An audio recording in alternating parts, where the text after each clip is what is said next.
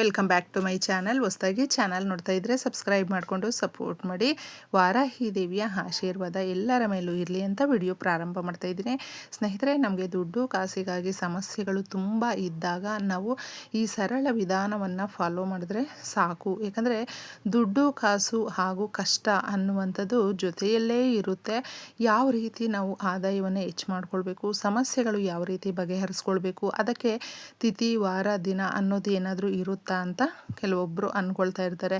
ಸಮಸ್ಯೆಗಳು ಅನ್ನುವಂಥದ್ದು ಯಾವುದೇ ಒಂದು ಸಮಯ ನೋಡ್ಕೊಂಡು ಬರೋದಿಲ್ಲ. ಆ ಸಮಸ್ಯೆಗಳನ್ನು ನಾವು ಯಾವ ರೀತಿ ಪರಿಹಾರ ಮಾಡ್ಕೊಳ್ಬೇಕು ಅನ್ನೋದಕ್ಕೆ ಒಂದು ಒಳ್ಳೆ ಗಳಿಗೆಗಳು ಅನ್ನೋದು ಕೂಡ ಬಹಳ ಮುಖ್ಯವಾಗಿರುತ್ತೆ. ಯಾಕಂದರೆ ಪದೇ ಪದೇ ರಿಪೀಟಾಗಿ ನಮಗೆ ಸಮಸ್ಯೆಗಳು ಜಾಸ್ತಿ ಬರ್ತಾ ಇದೆ ಅನ್ನುವಾಗ ಕರೆಕ್ಟಾಗಿ ಒಂದು ಪರಿಹಾರವನ್ನು ನಾವು ಈ ರೀತಿಯ ದಿನಗಳಲ್ಲಿ ಮಾಡಿಕೊಂಡ್ರೆ ಬಹಳ ರಿಸಲ್ಟನ್ನು ಕೊಡುತ್ತೆ. ಸಮಸ್ಯೆಗಳು ಮತ್ತೆ ಮರುಕಳಿಸೋದಿಲ್ಲ. ನಮ್ಮ ಮನುಷ್ಯನ ಒಂದು ಆಸೆಗಳು ಯಾವ ರೀತಿ ಇರುತ್ತೆ ಅಂದರೆ, ನಾವು ಪ್ರತಿಯೊಂದಕ್ಕೂ ಕೂಡ ಯಾವುದೇ ರೀತಿಯಾದಂಥ ಮಿತಿ ಇರೋದಿಲ್ಲ.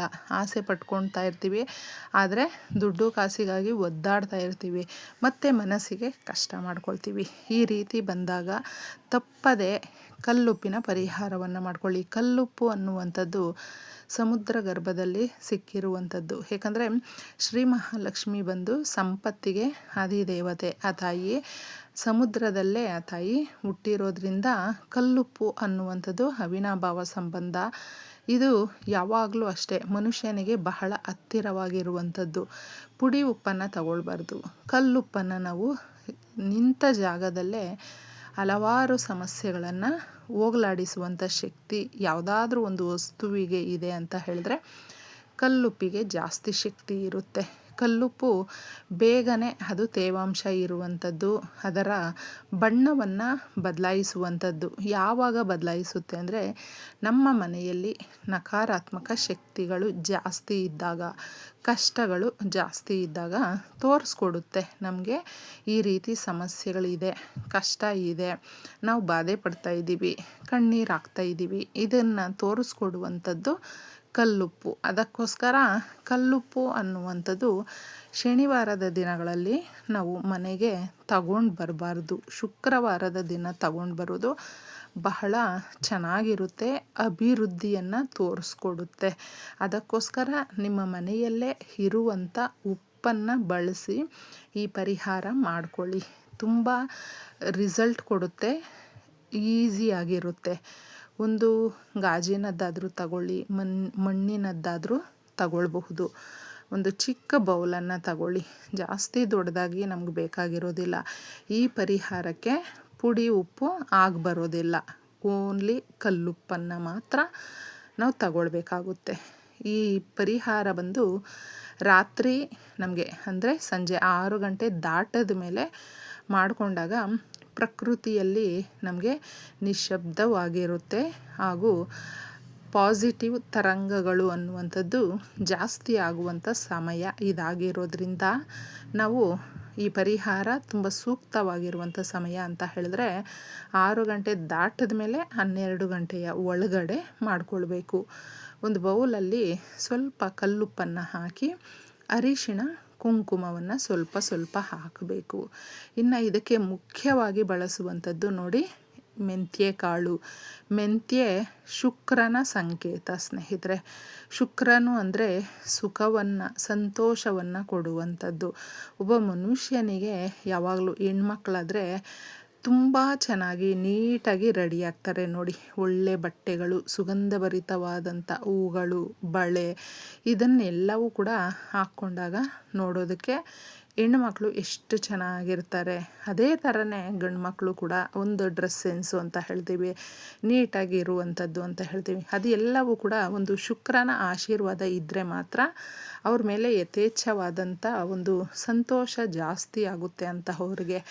ಅದನ್ನು ಪಡ್ಕೊಳ್ಳೋದಕ್ಕೆ ಜೀವನದಲ್ಲಿ ಅವ್ರು ಏನು ಅಂದ್ಕೊಂಡಿರ್ತಾರೋ ಆ ಕೆಲಸಗಳೆಲ್ಲ ಸರಾಗವಾಗಿ ನಡೆಯೋದಕ್ಕೆ ಮೆಂತ್ಯ ಕಾಳು ಸಹಾಯ ಮಾಡುತ್ತೆ. ಅದಕ್ಕೋಸ್ಕರ 1 ಸ್ಪೂನಷ್ಟು ಮೆಂತ್ಯ ಕಾಳನ್ನು ನಾವು ಇದ್ರ ಮೇಲೆ ಹಾಕಬೇಕು.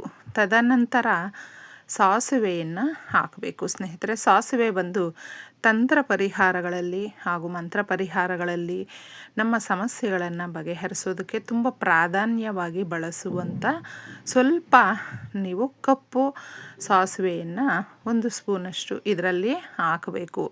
ತದನಂತರ ಬೇವಿನ ಸೊಪ್ಪು ಅನ್ನುವಂಥದ್ದು ನಾವು ದುರ್ಗಾದೇವಿಯನ್ನು ಆ ಮರದಲ್ಲಿ ನೋಡಬಹುದು. ಎಲ್ಲಿ ಅಮೃತ ಬಿಂದುಗಳು ಬಿದ್ದಿರುತ್ತೋ ಸಮಸ್ಯೆಗಳನ್ನು ಹೋಗಲಾಡಿಸೋದಕ್ಕೆ ಬೇವಿನ ಮರ, ಬೇವಿನ ಎಲೆಗಳು ನಮ್ಮ ಸಹಾಯಕ್ಕೆ ಬರುತ್ತೆ.